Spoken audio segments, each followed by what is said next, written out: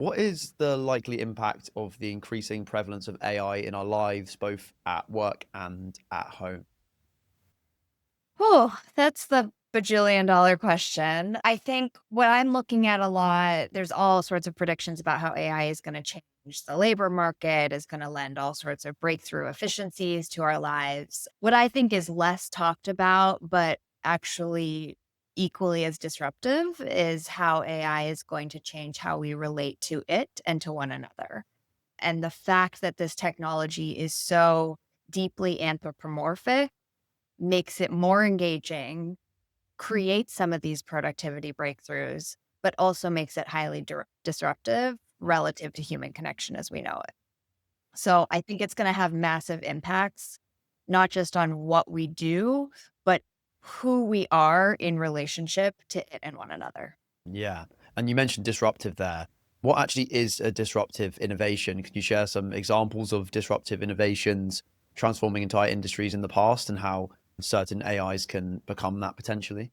Yeah, absolutely. So I have the pleasure of working for the Clayton Christensen Institute, which is a nonprofit that Clay Christensen founded 16 years ago to take these theories of disruptive innovation, which he developed back in the 80s, studying disk drives of all things, and to apply those theories to the public and social sector. And theory is really at the core of what we do. And if I grew up out in the Bay Area near Silicon Valley, like disruption as a term has in some ways I'd argue has been co-opted to just mean anything new and anything high growth, but it's actually a very technical theory of market competition, and it basically looks at how entire industries are transformed by products and services that start typically at the bottom of the market, serving non-consumers, people who can't access a given product or service, or folks at the lower end of the market who are happy to trade quality for price. So, a couple really concrete examples of this.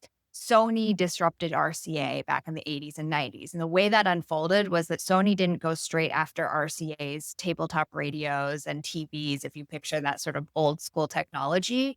Sony did something very different. When the transistor technology became available, they said, this is actually like pretty cheap, pretty lightweight. Why don't we make it into an affordable radio and eventually a Walkman? Why don't we sell it to people who can't afford tabletop radios, can't afford the fancy state of the art technology, but are happy to, like I said, trade price for quality? So crappier sound quality, but for a much more affordable price tag.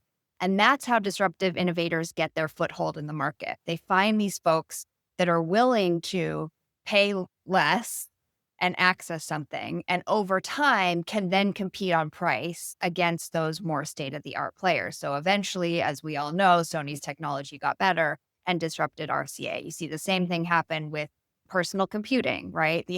Original personal computers were completely underwhelming compared to mainframe and mini computers at the time that had way more processing speed and power, but were massively more expensive. Most individuals couldn't afford those in their homes. And so that's the process. And I think that's sometimes missing when we think of disruptive innovations as like the shiniest, most breakthrough. They actually, at the very start, don't always look that way. And that's precisely why they go ignored and are able to come from below and disrupt incumbents. So I know that's a little bit of an academic definition, but I think if we don't understand that, it's actually really hard to diagnose like what about AI is disruptive and what about it is another type of innovation that Clay Christensen studied, which is called sustaining innovation. So things that get better and more expensive over time. If you think of the iPhone, what version are we on now? I'm probably on version 11, but I think like 17, something like that, right? Yeah.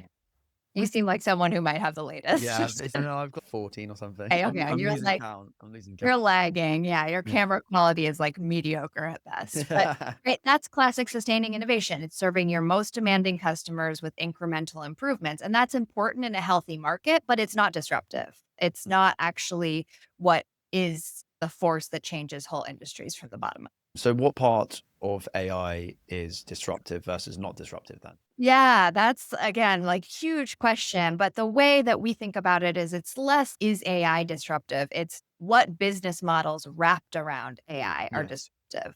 And so obviously thinking about some of the productivity tools that are most common out there, the common refrain of ChatGPT when it first came out could do the work of a pretty mediocre intern, and then suddenly it became capable of doing the kind of work of entry-level employee. And now some people would say deep researcher at PhD level work.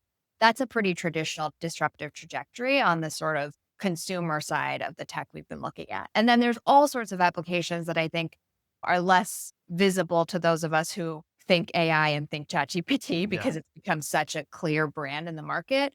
But thinking about all sorts of healthcare or education products that are making access to care or tutoring or support much more affordable at the fraction of a price. And those are the kinds of businesses and models that we look at a lot with having, again, this potential to radically expand access and affordability by targeting people who otherwise can't afford certain products and services. So that's a little bit the way to cut through all the noise in the market, although that still is really hard because the business model can be really hard to diagnose. Like, I would challenge anyone who comes on your show and says they fully understand OpenAI's business model. It's Yeah. incredibly opaque and multi-layered. And so I think we're still in watch and see on some of these players. Yeah. And am I correct in saying OpenAI didn't even start off as a for-profit company? Right. And Which adds a whole other complexity. yeah. And then it was also, I'm pretty sure they haven't even got positive revenue or Right. profits yet.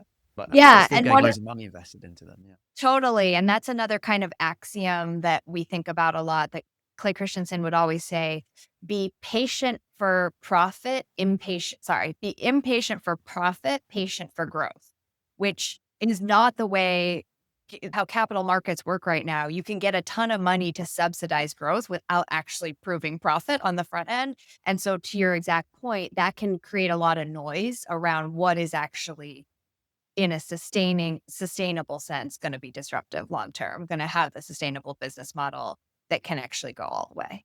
So a lot more questions than answers, but I do think we can maybe talk about this. I spend a lot of my time looking at what's happening in the education sector and the education market. And like you look at higher ed today, colleges and universities, they see AI as almost a pure play efficiency tool. Is there any way to bend the cost curve of higher education where the administrative costs have gotten really out of control, causing tuition hikes like way beyond the rate of inflation? And that's a classic sustaining innovation. That's not higher education disrupting itself or thinking of a completely new business model. It's looking for how can we squeeze efficiencies out of our existing business model with this technology. So being able to delineate and say just because you're using AI doesn't mean you're disruptive, I think is an important check on some of the rhetoric right now. Yeah. Yeah. And you mentioned that you grew up near Silicon Valley in the Bay Area in California. So what was your childhood like and what actually made you so interested in disruptive technology and the education system as a whole?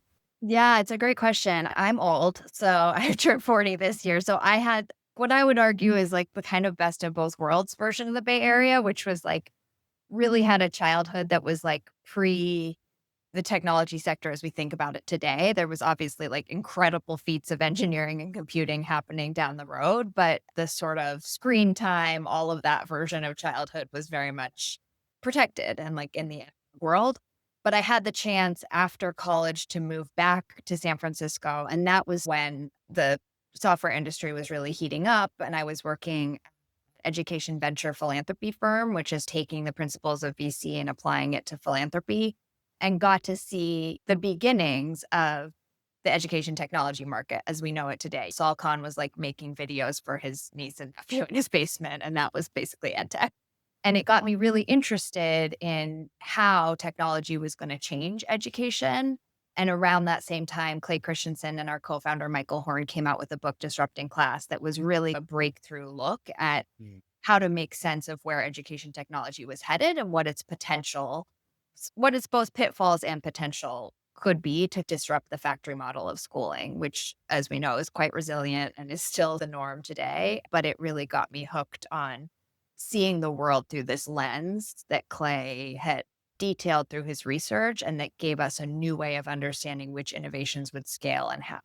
Yeah. And in terms of the education system, but in life in general, I've heard the term social capital come up quite a lot. So what is social capital and why is it so critical and important?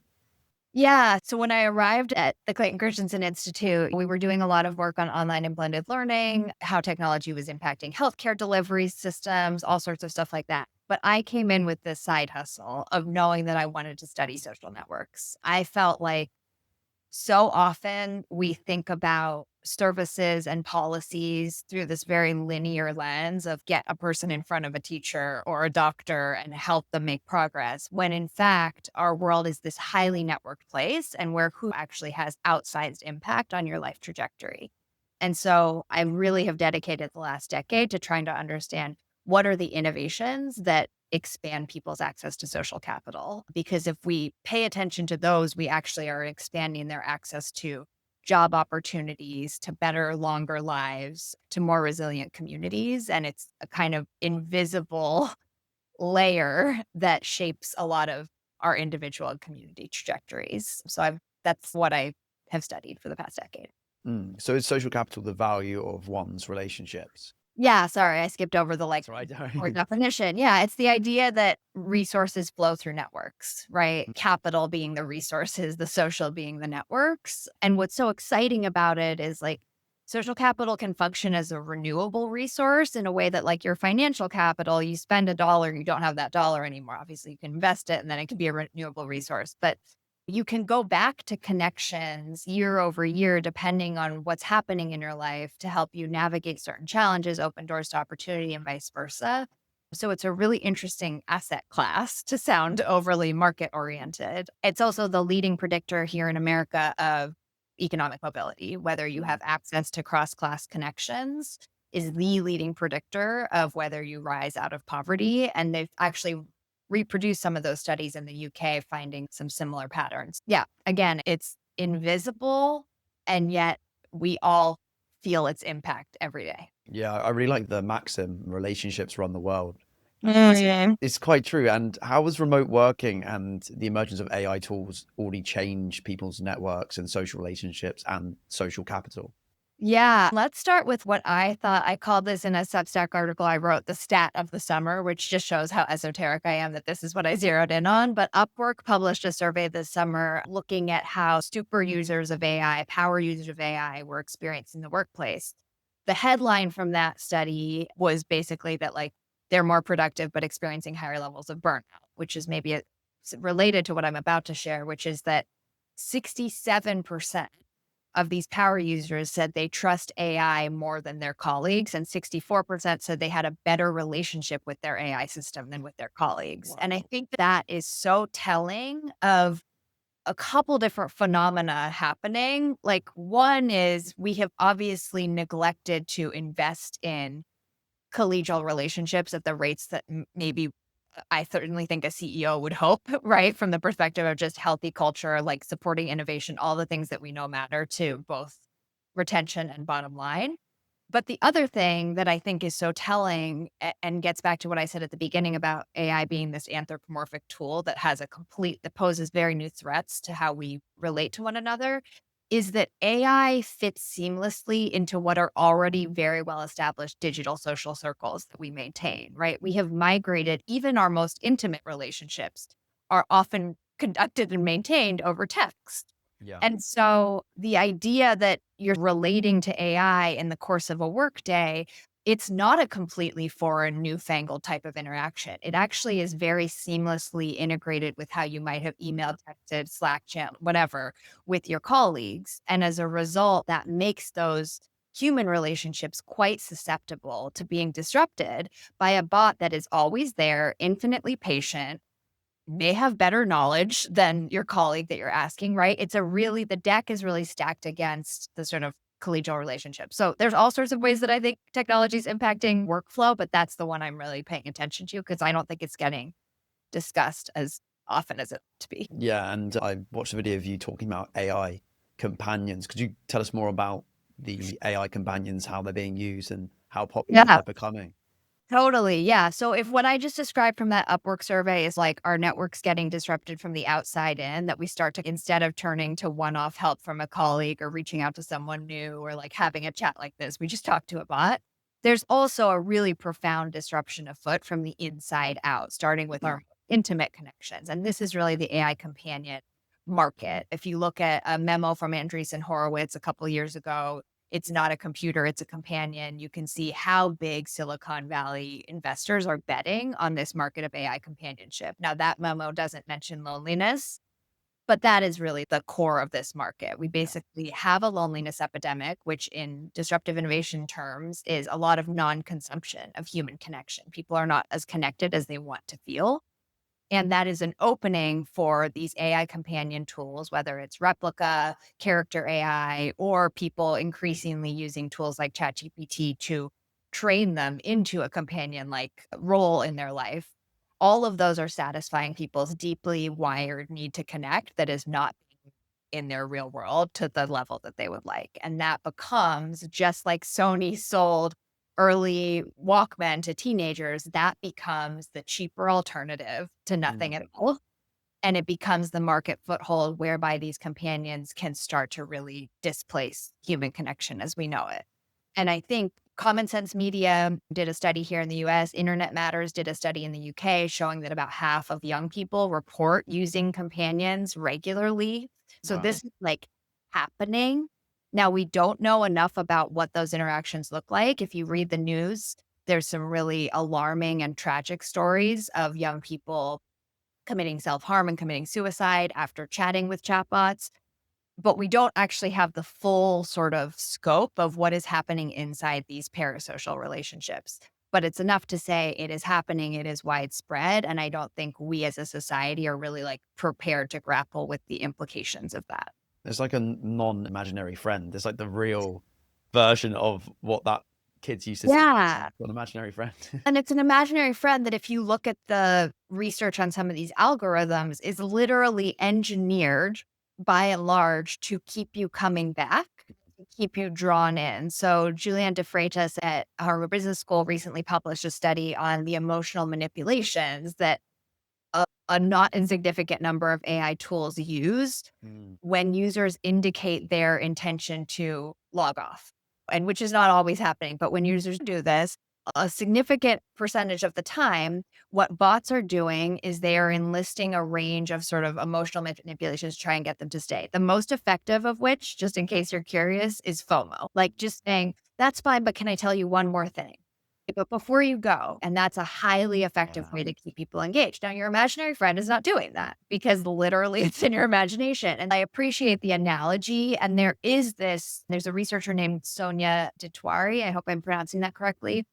Or Tiwari, who's doing a lot of work at what's the difference between companions and characters. This idea that characters and imaginary friends, like there's a fantastical side of this that's part of creativity and imagination. And then there's companionship, which is I'm pulled towards you and I am gradually bonding more and more with you and becoming reliant on you. And I think that's the more sinister side that if you're running a business that's engagement at all costs business model, that's Yeah. where you're going to see the market move.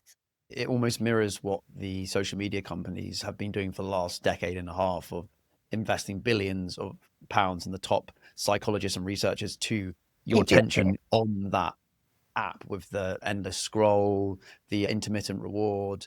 Yeah. I am seeing the parallels in AI from what you're saying. And in the sense that social media decreases our attention span, do you think AI could be decreasing, obviously, from what you're saying, our connection with others, but also maybe our knowledge because we're outsourcing our brain power to the chat GPTs and stuff? What do you think about that? Yeah, absolutely. Wait, hold that thought. I'm genuinely so grateful that you've stuck around with us to listen to these fascinating insights from the guest so far. If this episode has given you one piece of knowledge which has helped you understand yourself and the world a little bit better than before, the absolute best way to support us is to pay it forward and hit the share button right now. Don't let this knowledge stay hidden. Please send it to one person who will benefit from this episode. Thank you so much. Let's dive back into the rest of the episode. Absolutely. So first off, just on the comparison to social media, absolutely. And social media is now using these companion bots, right? Mm. So it's like it's the new playbook inside of Meta and anyways, other tools like Instagram and Meta now have these non-person character bots. Anyways, I could just like rant about that, but I'm trying to pull back from that and answer your next question, which is around offloading, right? Cognitive offloading is a big concern. Obviously, in the education space where I spend a lot of time, that's the big is every use of AI cheating? If a student is using AI, at what point are they just not learning? And I think Honestly, the research on this is mixed. There's some very alarming research out of MIT suggesting that is happening at high rates. There's other research suggesting that it actually builds human capacity to see how an AI tool answers a question, and then you're learning by virtue of seeing its answer. I'm really worried about emotional offloading, meaning if I'm just interacting with a bot all the time that is, again, trained to be sycophantic, Yeah. I atrophying my muscle to be in the natural friction of a human relationship. Again, research is still really thin on this. Like it makes sense as a hypothesis, but I want to be a responsible researcher and say there's mixed findings on whether that muscle is indeed atrophying on the basis of interacting with companion apps. But that's my real fear, right? Especially for young people who have not built that muscle in the real world, just by virtue of their age and experience, to grow up surrounded by an AI tutor, an AI mentor, an AI coach, an AI lover, an AI best friend. Where do you find like the reps to actually be capable of human relationships and all of Mm. the complexity those bring? Yeah. What are the long-term implications potentially of this new wave of AI companions? You just mentioned AI lovers. Does that mean fertility rate and birth rate is going to drop down even more in Western countries than it already is? What are the implications of this? Yeah, I think that's a good possibility. A survey from the Institute for Family Studies here in the US found that 1 in 4 young people believe that an AI relationship could replace a real romantic one. So, not insignificant numbers of folks. Heavy porn users are much more likely to say that. Again, there's these gateway drugs of social Mm. media or porn or other like digital engagement stuff that I think has made some of these forms of intimacy and connection much more palatable and socially acceptable. So, yes, I think birth rates, I think social cohesion, I think resilience in the face of natural disasters. Social capital is a huge predictor of how quickly communities recuperate from Mm. natural disasters, basically, people helping people. Access to opportunities, an estimated half of jobs and internships come through social connection. So if you're not, again, if you're like, my AI system is much better to talk to than my colleagues, you're not actually investing in your sort of future labor market optionality at the rate you might want to, especially in a turbulent labor market. Mm. And then I think I am not religious. I'm a fallen Catholic, but at some spiritual level, a reckoning with what it means to be human if we are getting all forms of social support through non-social actors begs really big questions about the soul level of all this. Yeah. Scary. And do you think AI companions will be or already are as addictive and disruptive as social media was? Obviously, combining the double-edged sword of AI companions and social media, that's crazy. But as AI companions solely, do you think they're as addictive, if not more?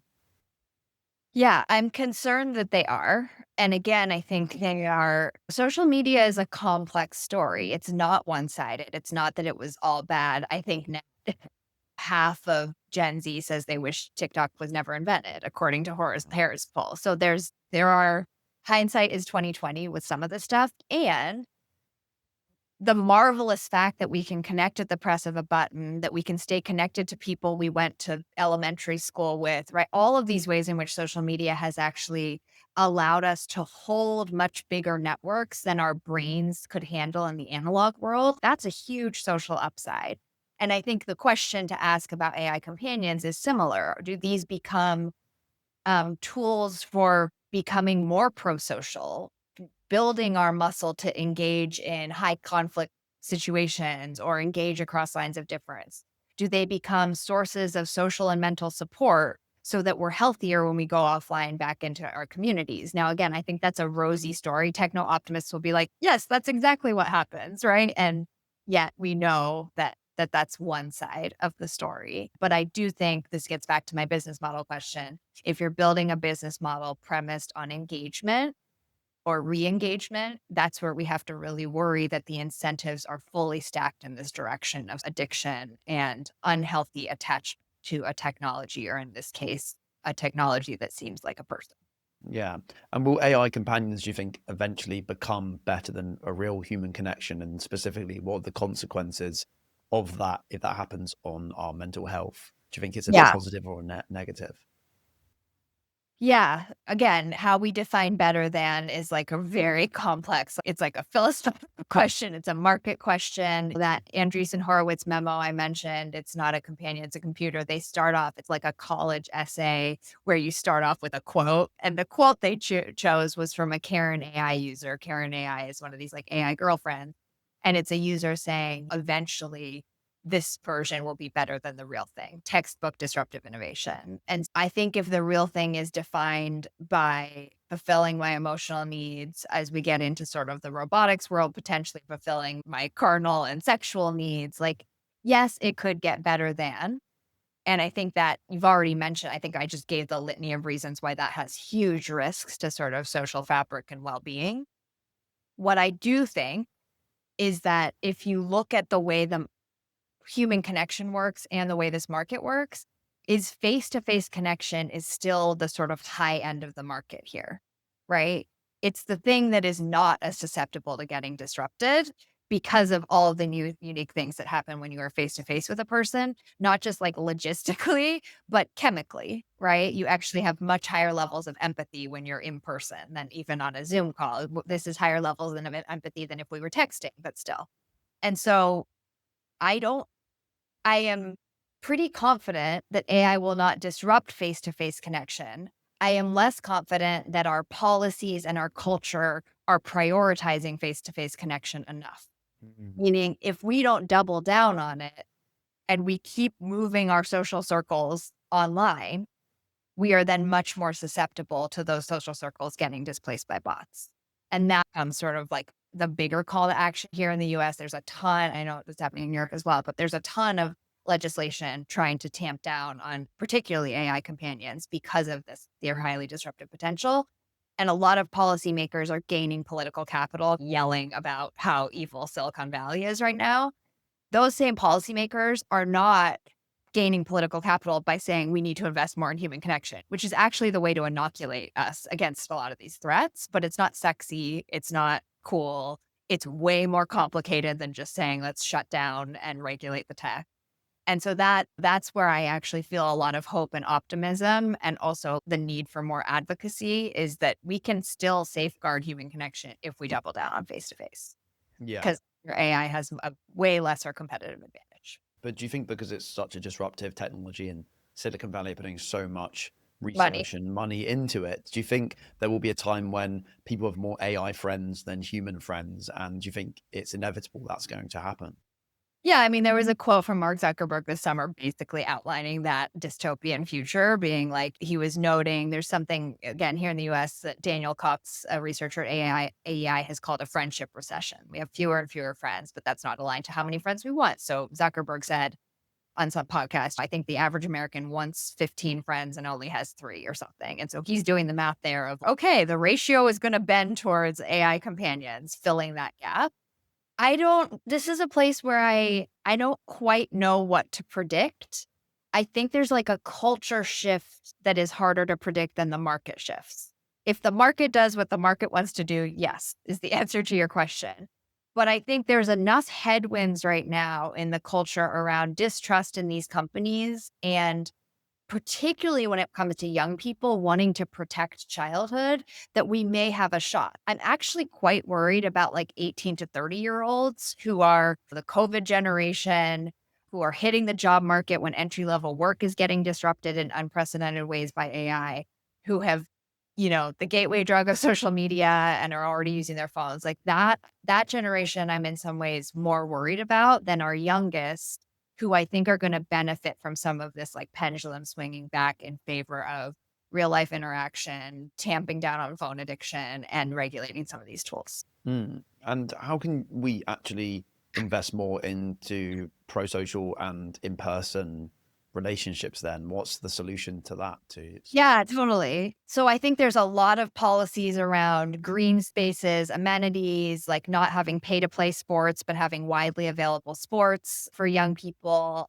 I think a lot at the sort of civic infrastructure level, at the level of a town or a city or a region, is critical, right? It's not, you can't just have a national agenda on this. It's actually quite local. And there's a researcher named Sam Pressler who put out this amazing framework called the Connective Tissue Policy Framework that outlines a lot of those opportunities.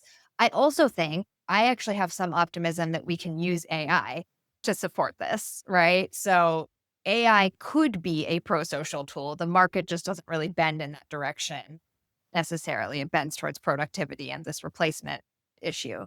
But if you look at Bordy, which is a tool for entrepreneurs to find talent, Bordy is essentially an AI tool that you like call up, you share a bunch about yourself, and then the bot goes and finds people in its network that would be productive connections and is a matchmaker. Similarly, Series, a startup out of Yale College, is a new social network with AI playing this kind of back end connector role.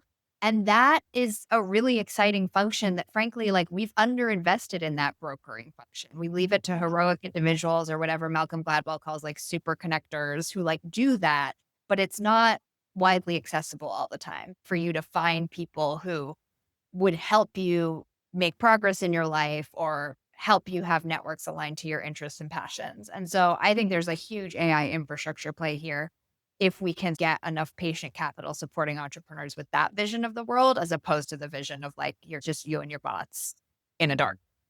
Yeah, yeah. But something I noticed was, I remember my dad always talking about going to the youth club, and I didn't have that near me. So there's a lot of non-AI traditional things, and also I guess Physical infrastructure kind of. yeah, and also I guess church as well, as like even if whatever you think about religion, it did have that community Absolutely.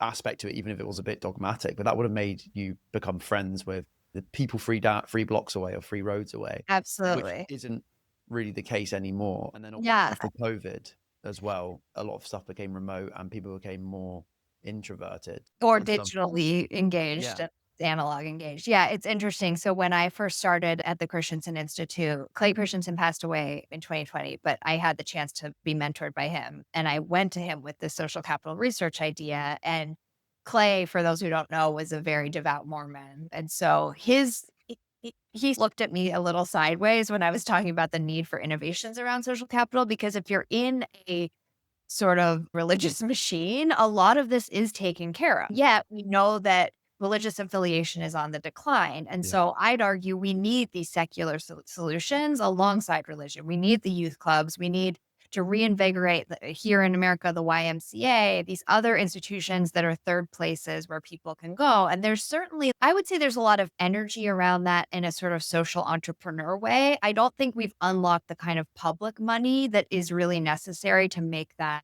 widely accessible, sustainable, and actually relational, as opposed to a place that maybe you can go, but is there enough care and thought put into making sure that it's a safe social space and that people are coming back to it and there's a sense of belonging that then generates sort of a really viable alternative to online life. but the thing is with online life and social media, it's a blessing and a curse in the sense that Yeah. you can really hone in on your interests and find creators who think like you and act like you, or you want to be like, or talk about things Admire. you're Yeah. interested in. Like podcasts that I listen to are really specific, for example, right? And Mhm. then that's a blessing, but then the curse of that is when you're in person. And if you have a really niche interest, I don't know, ceramic pottery. That's not that niche, but I can't think of anything else. Somewhat Pottery. niche Yeah, enough. yeah. If you're a 40-year-old woman, it's not that niche, but Yeah, yeah. But if you're like it's demographic. 16 or yeah, but if you're young, it can Yeah. be whatever the niche interest is, right? And if you combine a niche interest that you found on the internet with your lack of sociability because you're on the internet too much and you probably have a bit of social anxiety like I used to have, Yeah. it makes it really hard to relate to people and find people in person. So you don't go out and do it, or when you don't relate to the people, even if you went to the social club, therefore it's not rewarding that, and it's Yes. more rewarding to just go online. So how do we fix that? Because the cards aren't really stacked. The cards are stacked against the incentive of going out in person if you're the person I'm just describing, which is a lot of people my age and younger. Absolutely. Yeah. Yeah. I think people need social skills, but they also need practice. That's how you build confidence that then translates into being able to engage in those spaces in a way that feels embodied and rewarding. And so I hesitate to be like, school is the answer, because school can, for many people, be where dreams go to die. And it's not Yeah. really premised on this sort of social value add. But I do think it's a place where, when done well, young people are getting those reps to build the confidence to be in relationship. And again, this is where I'm very wary of the story being written by AI evangelists that like bots are going to be the way we build that muscle. I think that's a little bit nutty, but I'm a little bit wait and see if there's a possibility. Great. So I think the idea of places to practice, low stakes places to practice, I think there's a parenting layer to this that's really hard to talk about. I have 3 and 5 year old daughters, so I'm not quite here yet. And I'm like really banking on the next 3 years that we as a society figure this out. But I think parents have become more insular. And the idea of just low stakes play earlier in childhood where you normalize those behaviors, I think that needs to be carved out more. That needs to be potentially subsidized so that all families have access to it, but it also just needs to be prioritized more in the kind of modern parenting paradigm that is a little more managerial and a little more about like the insular family unit. But I might put it back to you because I do think back to my concern about 18 to 30-year-olds right now. You're 19. How old are you again? 21. 21, sorry. I So know. in this demo that I think you're right, that there's a lot of headwinds when it comes to wanting to form offline community. Like where do you see the greatest opportunities or sort of innovation spaces? I don't know in terms of like spaces. I think youth club would be pretty cool. The closest Yeah. thing we had to that was Scouts. I always remember Mm. wishing that there was a youth club. And then most of the friendships I had when I was younger was football. But that was because my dad encouraged me to go to that and my parents encouraged me to go to that. So I don't know what it'd be like for people that don't have that. But Yeah. in terms of recently, in maybe in the last year or two, I've got more into self-improvement and the gym and signing up to a health Mhm. club, which has a sauna and a steam room. This entire summer, I've made so many friends through that way. But then again, Yeah. that's not very cheap. The pay to play layer of that is like a little worrisome, but it's an example of finding opportunities that align to your goals Yeah. and other people's. And I think that's also where there's a whole layer. And the other thing I'm watching, which we don't have to go off on this huge tangent, but AI is a giant self help machine. And that is great. And it also reinforces rugged individualism and aloneness, right? And so it's like you're doing a version of self help in the analog world when you're going and sitting in the sauna. And it happens to be a thing that other people are trying to help themselves do. And therefore, Yeah. you're forming community. And I think that's where, again, like that, because this is going to sound totally nuts, but like going to that sauna becomes an act of resistance against this like other alternative to self help, which is just like you have an AI personal trainer, it's in your earbuds and you're not Yeah. talking to anyone, right? Yeah. And so I just think building an awareness and being able to feel the contrast of those two experiences is really powerful. But I think we're in a moment where we have to like double, triple, quadruple down on those in real life spaces, make it not just the will of the individual or their pocket. Like we have to have system level solutions to this. Otherwise, things are moving the wrong direction. Yeah. And there's this thing in like self-improvement called the lonely chapter. And it's quite dangerous because if you just want to lock in, go to the gym and maybe study and improve yourself, improve your diet, etc., you often feel like you have to step away from people around you that aren't doing that, which is okay. And I think is necessary. Not all the time. It's something I've done. But if you're the type of personality who's quite obsessive and driven and introverted, you don't go out of the lonely chapter. But the whole point of the lonely chapter was to improve yourself so then you come back into society, Yeah, beautiful. reintegrate. But most people aren't doing that in my generation, especially because of the stuff we're talking about and the Yeah, prevalence of social media and a lot of social media content that's perfectly attuned to our interests. And I could only see AI companions that are perfectly attuned to our desires and our problems through algorithms and what we search up on the internet. That's going to be dangerous because absolutely. people are just going to get reinforced and rewarded for interacting with those instead of going out into the real world and going to the sauna and talking to people in Yeah, the gym. And yeah, I feel so much better when I'm more extroverted and meeting new people, even if I am a yeah, little bit of an introvert. But you yeah. just, You're getting a serotonin hit. exactly, Yeah, it's a fundamental part of human nature, isn't it? But I can't imagine how potentially dangerous it could be when these AI companions are on everything and they're completely personalized to us as an individual. yeah.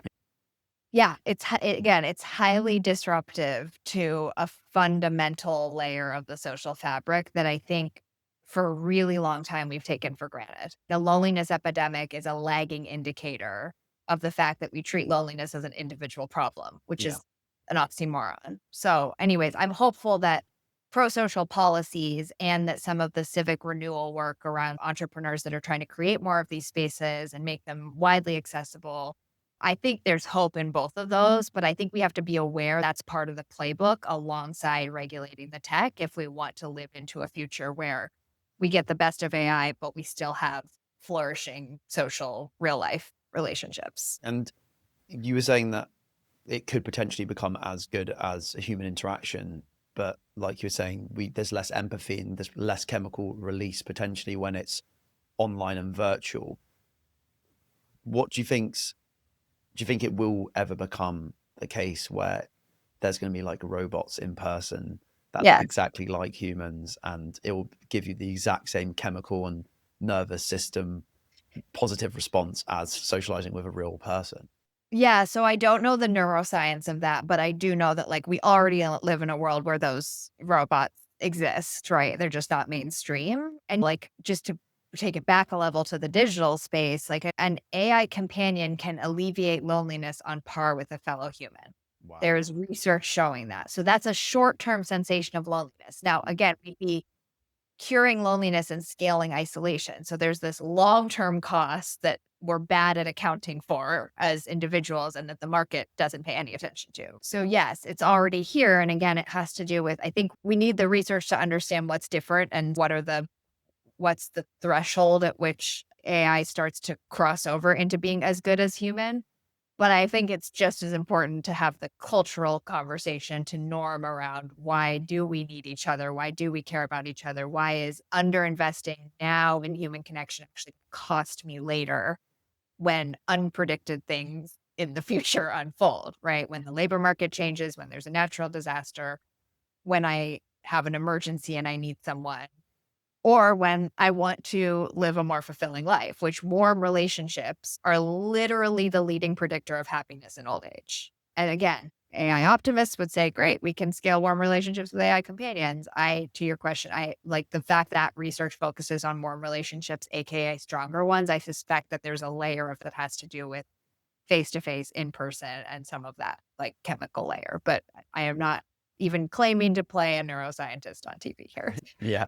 But is the AI companions there for a short-term gain for a potentially long-term pain or long-term problem? It doesn't fix the long-term solution. If you were depressed or suffering with anxiety and you just tried to fix it, or the doctor just gave you SSRIs or medication, but then once you're off that, surely you're going to still have the long-term problem. It's not a permanent fix. Is that the same with similar to AI companions? Yeah, I hesitate to say that. I'm a child of a psychiatrist, so I actually think medication can be really powerful in an enduring way in that case. But I do think it's saying if you don't actually address the root causes Yeah. and think about the lifestyle shifts, not just the point solutions that you need in your Yeah. life, then there are going to be these long-term costs. I also want to clarify, just for any listeners who are hearing this who are using AI companions, it can feel like a lot of what I'm talking about is shaming that. And it's in fact the opposite. What I want to shame is the fact that society has disregarded human connection so much that these companions are incredibly alluring. Yeah. Like that it's a collective action problem, not that it's shameful as an individual to turn to these tools. It's actually highly rational. Just want to offer that caveat because I think it's a lot of what Silicon Valley is exploiting right now is a failure of imagination and investment in human connection on all of us. Yeah. But is that rational on their behalf, do you think? Do you think it's because they're trying to just be as effective and efficient and I guess as cost effective as possible? And if Silicon Valley or yeah, individual? Silicon Valley. Yeah. Yeah, I think it's such an interesting time to be researching disruptive innovation because the theory of disruptive innovation is descriptive, not normative, meaning it's just describing how markets work over time. It's not saying that's good or bad. There were certainly casualties when RCA got disrupted by Sony, but the on net consumers won because we got more affordable, high quality products over time. But I think right now it's really hard to talk about disruption without considering the normative sort of values of what is gained versus what is lost. And Clay Christensen lived into that space. Like one of his most successful books was called How Will You Measure Your Life, which took all of these theories that he developed in the academy, looking at businesses and firms and applied it to the level of the individual. And it was interesting because it was like, how will you measure your life is based on this axiom of what gets measured gets done in an organization. And what I've come to see in my work around relationships is it's not just what gets measured gets done, it's what gets valued gets measured gets done. And we're at a moment right now where we have seen it all along with social media, but we are now seeing in like bold size 72 font, like what the values or lack thereof of these firms are. Or and I think that, yes, their values are profit and productivity. And I think we have to reckon as consumers and citizens of, okay, what are our values beyond? And that's not a new point to make, but it feels really acutely important right now, given the speed and scale of these tools and given the capabilities that they have to encroach on things that we hold as deeply human, like our relationships. Yeah. And from psychology, like journals and papers that I've skimmed over and got AI to summarize for me. Yeah, had ChatGPT summarize. Yeah. Yeah. They've said stuff about how increased social media use is linked to increased anxiety And depression. increased Yeah. depression. So potentially, AI companions may have that similar effect where, again, it's the short-term dopamine and you think it's helping you and connecting you with your friends. But once you get hijacked and you have the For You page and the feeds and the addictiveness, surely that might be a similar or parallel to AI companions. Do you think that could happen as well? I think it could happen. I think again, like I said earlier, I think the business model is bent towards that. Yeah. Is some research, a researcher at Princeton named Rose Gungrich has recently come out with a couple papers showing that people using AI companions did not see, in a self-reported sense, did not see their social health go down. Now, interestingly, in one of those studies, the comparison group was folks spending 10 minutes on like a word game app versus 10 minutes on a companion app. So one of the things I'm looking for more research on is, are we so awash in digital media that like people are taking their addiction to one type of technology and then pivoting and talking to companions. And so we're not going to see that cost show up immediately because there's already a lot of unhealthy behavior in our baseline. But I just want to caveat, like, there's a lot we don't know. We know more about usage than we do about impact. Yeah. And usage is growing.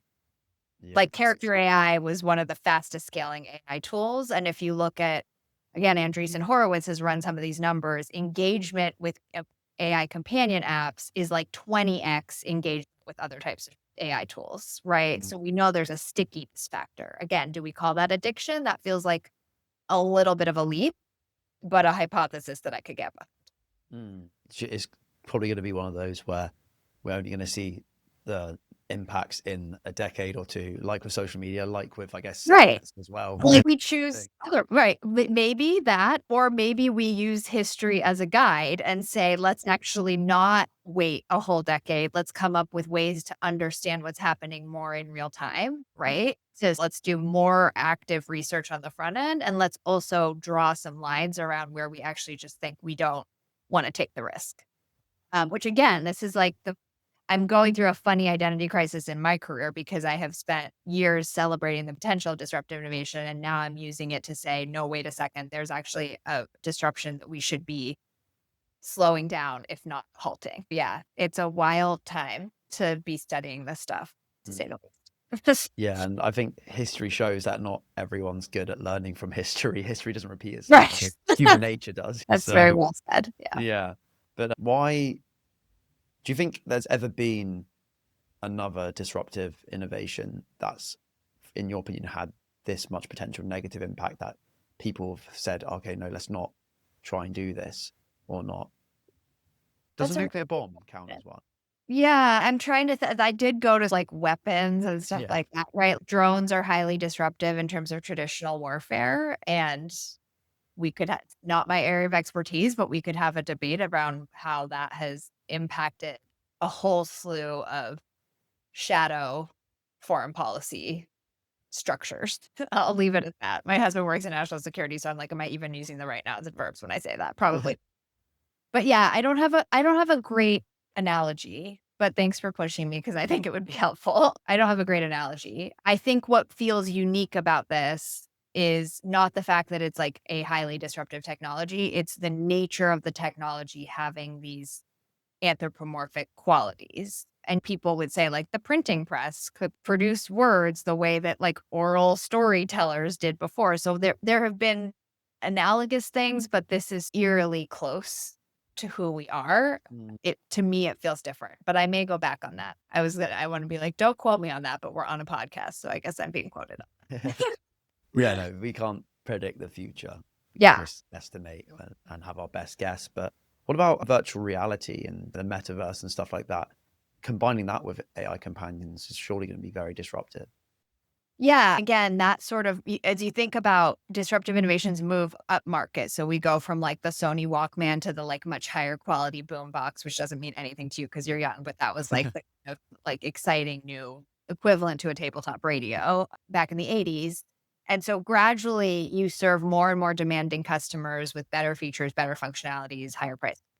If you think about immersive experiences that VR can lend on top of this social layer that like makes it a less individual experience, I think that's just a sustaining innovation where people Mm. are getting more out of the interaction because it's contextualized.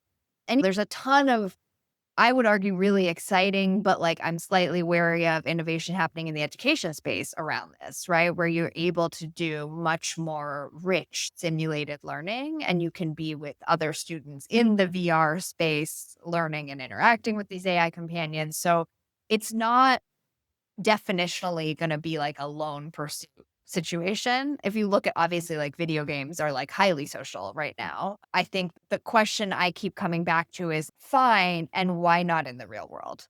What? Okay, it's going to be more affordable and more scalable, maybe. Or is that just that we've taken on a weird scarcity mindset about real world learning or world experience? That's a little bit of a false binary. Yeah, I actually see a lot of potential there on the learning front. And I have a lot of questions on the what are we betting on? Yeah. And what's one action or insight you think the audience should take after listening to this conversation?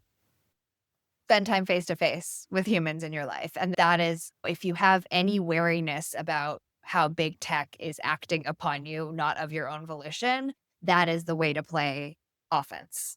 That is what inoculates you against some of these harms. And that doesn't mean you can't use AI. It doesn't mean that this isn't a marvelous tool, but it means that we're not handing over something so precious as our human connections to these tools that were designed to disrupt. Hmm. Yeah, and it just makes sure, like you said earlier, the society cohesion, because we're not in our echo chambers, we're exploring the world, meeting new people, listening to different opinions, which is very important to avoid In conflict. this political moment, it feels unbelievably important. Yeah. And if you could give your 20-year-old self one piece of advice, what would it be and why? Oh, it's actually really consistent with this of just keep meeting people and don't be so neurotic and socially anxious. And I can't even blame Facebook or Instagram for that. I was just a little bit of that by nature. But I think sometimes in my education work, I talk a lot about the importance of building a network. And I like hate that word, especially as an introvert. Like networking is such a vile pursuit. But I actually now break it down to the level of conversation. Like just Mm. have conversations with people, Yeah. not just bots. Have as many conversations as you can that will like either by design or default expand your sense of future possible selves. And that is really, if you are using AI, think about how to calibrate. Okay, how many conversations am I having with ChatGPT and how many conversations am I having with people I don't know well or people I've never met? Because that's another way to bet on your future self. And how can people have deeper conversations with the new people they're meeting as a fellow Yeah. introvert? The science on this says that like vulnerability is the Mm. like linchpin of a lot of that. If you've read Brene's Brown stuff, where if you can't be vulnerable, you don't actually get to know people as well. And I'm not trying to go all the way in the direction of like trauma bonding, but not trying to appear to have it all together is, I think, actually ironically a way to build a better network. So that's probably number one. And then I think there's a phenomenon in sociology called homophily, which is birds of a feather flock together. Similarity breeds trust. Yeah. And it's actually what Adam Grant has talked about is that it's uncommon commonalities that have the greatest stickiness. And that requires like sharing stuff about yourself to even find uncommon commonalities. There's no way, it's not just like your race or gender or religion. It's actually these much more subtle attributes of your personality, your passions, your interests, your lived experience that are going to open up those moments of potential connection with someone else who's lived those things or cares about those things. And so you have to open up to get to that juicy place of trust. Yeah. So yeah, that's Yeah, another. that's really good advice, and it's something I've noticed since doing this podcast. Is every time I've opened up or asked vulnerable questions, or even just mentioned one little thing about myself in, like you said, a non kind of braggy way, in a Yeah. vulnerable way, it's always made the conversation so much better. And I guess it is that human urge for reciprocity as well. If you're vulnerable, they're going to be Yeah. more likely to reciprocate. Yeah. Whether it's fair or not, I like implicitly trust you more now that I know you're a fellow introvert, right? Like Yeah. it's like, yeah, he's in it for the right reason, but he's not out here just trying to meet people. Yeah. Um, No, 100%. But yeah, it is that sort of like sharing of yourself and like understanding that people are many dimensions behind whatever their profile looks like. I guess. And yeah, I agree with the networking thing as well. It just sounds very like transactional and just fake and surface level. Like when I think of networking, I don't think like sitting down and having a deep conversation. A real conversation. Yeah. Yeah.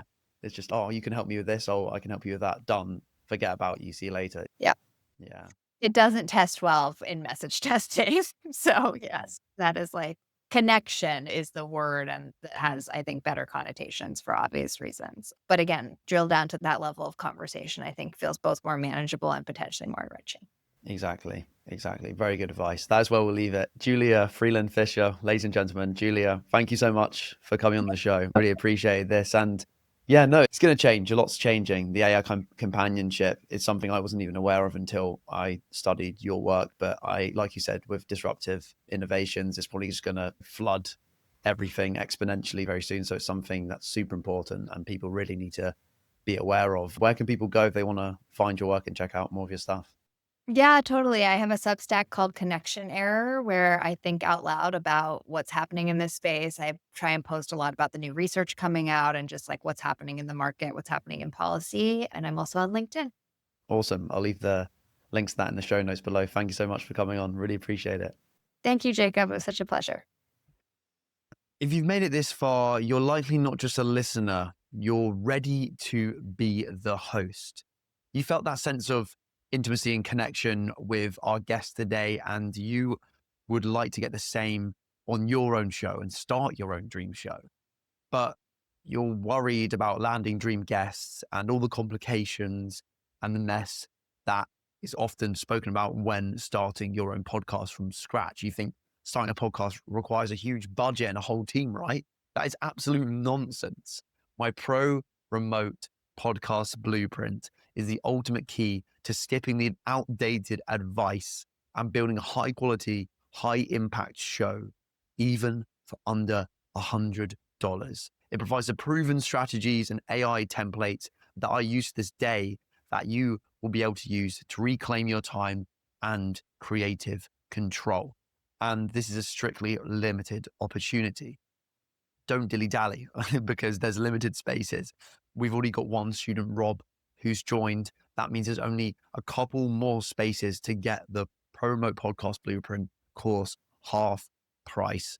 And you need to act very fast because this is a limited offer and you're very early. So if you want to get the early bird discount like Rob has and get the results by watching the course that goes through the exact step-by-step blueprint that I use to this day to create these episodes that you've just watched and get to the success and become Europe's fastest growing under 21 podcaster, and also join live weekly calls with me and use the AI templates and email templates that I use every single day to get the results and just get all my secrets without getting any of the mistakes and failures that I've made, then top link in the description is for you. And if you're ready to launch your own show and get personalized one-to-one help from me and copy my blueprint, which no other podcaster has shared, then I'll see you there. I'm rooting for you. Goodbye. Hope you enjoyed the episode too.